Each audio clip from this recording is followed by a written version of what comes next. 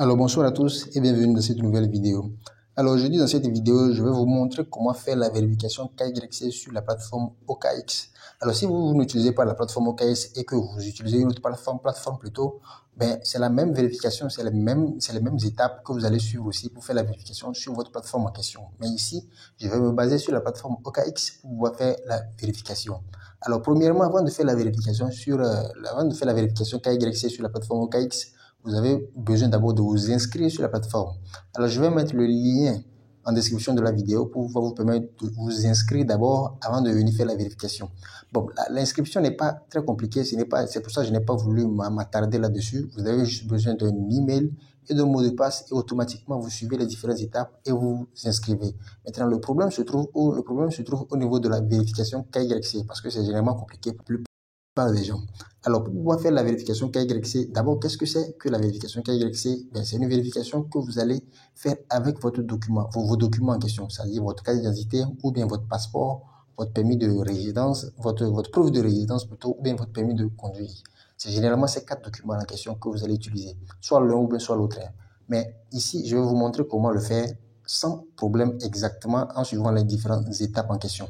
Alors, la première étape que vous devez faire, c'est d'abord, vous devez cliquer sur l'onglet ici, Verify Now, c'est-à-dire l'onglet ici. Vous cliquez sur Verify Now.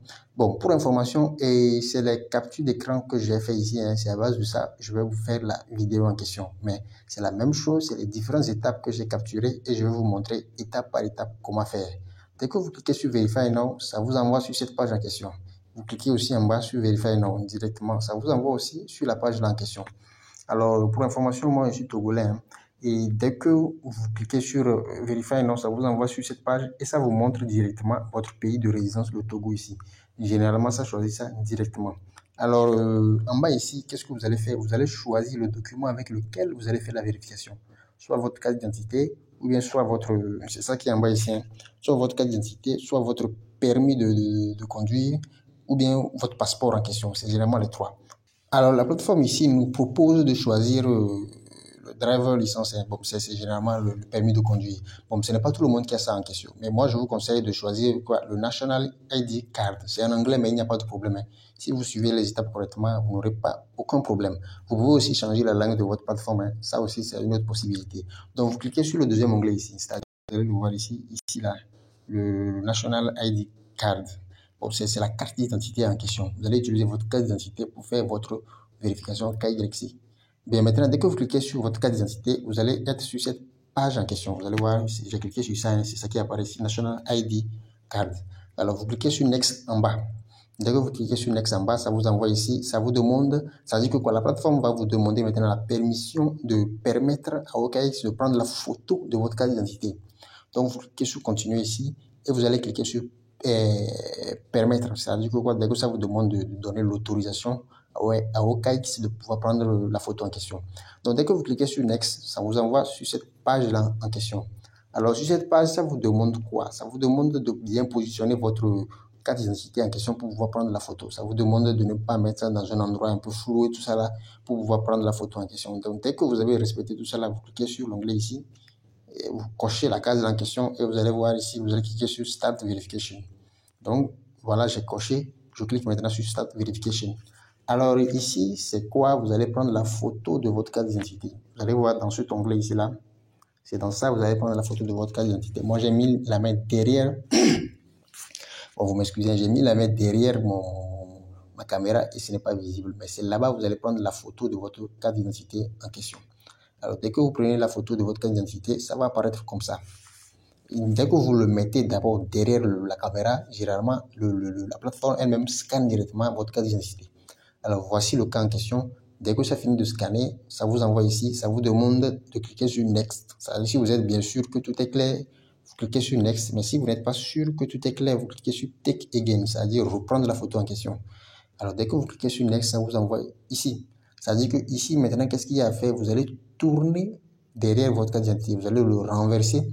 Et dès que vous le renversez, vous allez prendre la photo de derrière aussi. Vous ne cliquez sur rien, hein. Dès que vous le mettez en dessous de votre caméra, la plateforme elle-même s'en charge de scanner la photo en question. Vous allez voir ici, hein. Donc, ça scanne la photo en question et automatiquement, ça vous envoie sur cette page en question.